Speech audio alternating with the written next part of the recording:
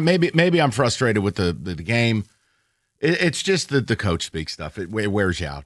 No, it's not as simple as going back to work. The team can't fix all their problems.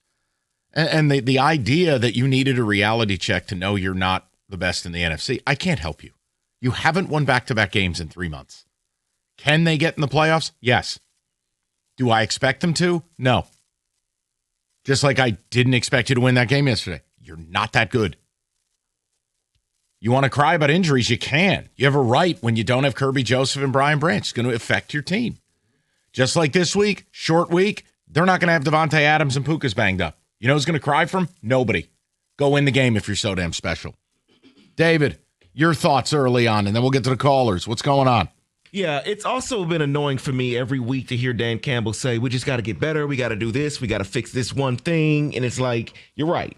Week after week after week, after you hear that after 8 weeks I'm just tired of the season, it's like, I get the first part of the year, you're trying to get things together when your offensive lines change, your coordinators change, but now it's too late. You are exactly who I thought you were. Every issue that was discussed on these airways from you, Mike, and from you, Rico, in the offseason is their issue. Offensive line, defensive line pass rush issues, everything, the coordinators, everything is right there, still an issue. So you can't hear in week 15, we got to fix one thing, and now we know it's too late, Dan. It's too late. No, and it just, look, they still have a minor shot, but look at it this way. If you have a 25% chance of getting in, you get a 75% chance of not. Like, this is not where you wanted to be. It's not where you planned to be. And no, it shouldn't be acceptable. And if the excuse is going to be we got a couple of players that are out for the year, well, then forget it. Don't play football anymore. You're never going to have all 22 healthy at this point in the season. It's just not going to happen. No, you're right. And that's where, look, you can't fix this thing on the fly. This is what you got. And long-term, bigger picture, yeah, this is where maybe not getting so cutesy in the draft hurts you. But right now, you have to rally. And right now, you're not in control of your destiny. This is where you did not want to be.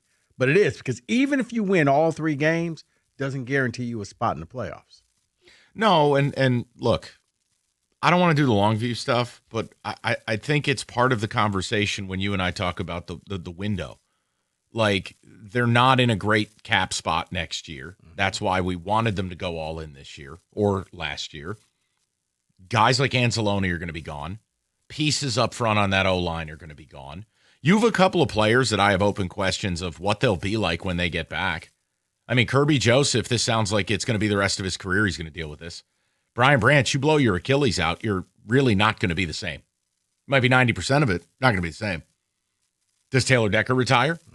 Does Glasgow go? What does it all look like? Is David Montgomery a part of this team next year?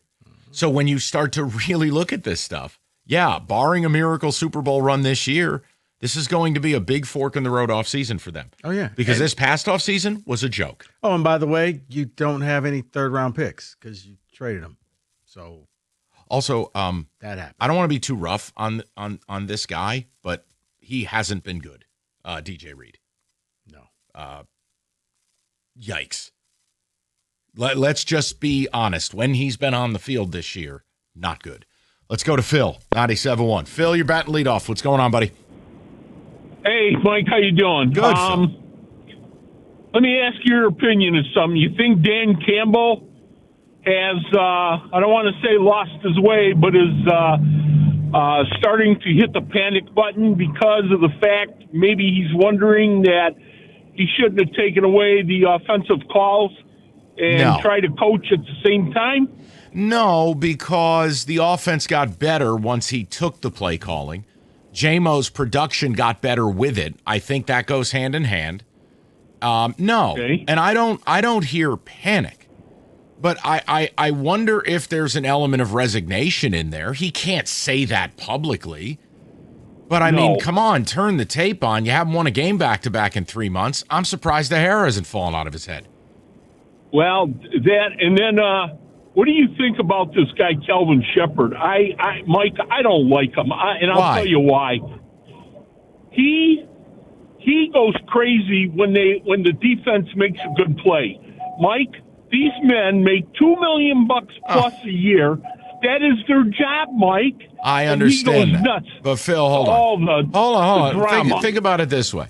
Look at coordinators in college where kids are making $1 million and they're going bananas. Right. Phil, I'm never going to knock somebody for the enthusiasm, brother. I just got done having a wet paper bag coach my team in college. No, the defensive coordinator is supposed to be out there to hype your guys up because I like it. Defense is about passion. It is about the toughness. It is about the grit. So I love the enthusiasm. Now, I could do without the 3-1-3 play sheet. That's a little hokey to me. The point is, I hate Detroit. I think it's ridiculous to have like a branded play sheet. It should just rather have a Coney dog on the back. It should just have a team logo, or it should just be a laminate. The point I'm making, he's got like a fat head for a play sheet. I like the enthusiasm. Fago 2-liter. It's got a laminated Hani on the back. Right. But it's just knocking the guy's enthusiasm. Come on, man. Phil. We're all frustrated here, but that's a reach. Let's go to Albert, 97.1. Al, how you doing, buddy? Hey, how's it going, guys? Good, Albert. What's up? So I think, obviously, the root of this is Brad Holmes' drafting or lack of drafting. The interior of that O-line is the main problem of this team. I think not being able to run the ball on first and second down and making those obvious third down passing plays is what limits this team.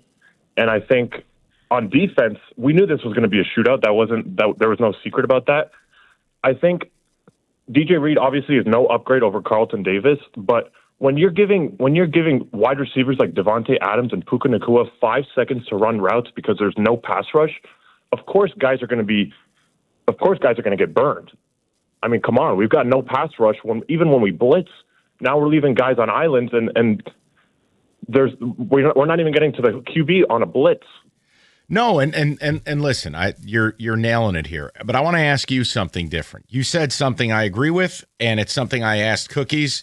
I want to ask you and Rico right now. All right, Albert? Yeah. You knew the game was going to be a shootout. We all knew they were going to have to get in the mid-30s to win this thing, to have any chance. What did you make of the acceptance of field goals early? Now, I know Bates missed one. I wanted more, and this is me. I wanted more aggression because I thought they had very little chance of winning this game. What did you two make of what seemed to be conservative early? Well, I think the first one that Bates missed, obviously in hindsight, it's easy to say they should have went for it, but I think it was 4th and 4. That's typically a down that the Lions have gone for, and I know it's tough when they haven't. I think they haven't converted like their last 7 4th downs. But like I said, you knew going into this game it was going to be a shootout, and it's 4th and 4. That's one of the more manageable downs. I thought that's something that they typically go for, and I thought that was a little conservative. I was surprised. I really was surprised there. And Albert, listen, I don't mind against a regular opponent. Put the 3 points on the board, and we're going to move on. I think we all knew against the Rams that ain't going to cut it. See, I was okay. Right, I'm sorry. Go ahead, Albert. No, I was just going to say I don't hate putting points on the board early. I just think, like you said, this is more of like an extreme situation where you knew it was going to be a shootout and you knew the Rams were going to score essentially at will. Yes. I think I would have gone a little more aggressive there, but I didn't hate it. I just wondered. Go ahead, Rico. I just wanted to canvass the opinions here. No, see, I would have gone for the points because early on, I think you needed to get on the scoreboard early in the game, take the points. If it wasn't like this, now if it was 4th and 1, yes, you go for it and you pick up that first down. But I was all right because you're building up a lead, and you kind of saw that the pressure was getting to the Rams because they weren't used to playing from behind. Stafford was kind of playing, outside of himself. He wasn't looking like that MVP person. So I was like, okay, this strategy is actually working. So I was cool with it. And then, it all fell apart. Here's the other problem, okay? And this is where people have to separate their favoritism of a player, and he's an electric player. But, he commented on the interior of the O-line. The run game has been something I've criticized all year. Do you realize Jahmyr Gibbs has half his yards in 3 games? Of his 1,100 yards, you put Azealia 230 against the G-men. He had 150 against Washington, who's a corpse. And then he had another 150 against Tampa Bay. Well, congratulations. All right, there's 5.5 for your 1,100. Look at what he did yesterday, 13 for 38. All right, how about the week before against Dallas, 12 for 40. All right, how about the week before against Green Bay, 20 for 68. Want more? 12 for 39 against Philly. How about 9 for 25 against Minnesota? How about 17 for 65 against Kansas City? You developing a trend here? Good defenses. He can't run the ball as effectively. Nope, I got you. No, it's they collectively. This is where they're driving me nuts. They aren't who they were. Stop acting like it. That line is not special anymore. It is what it is. I think that's what it really boils down to. 248-539-9797.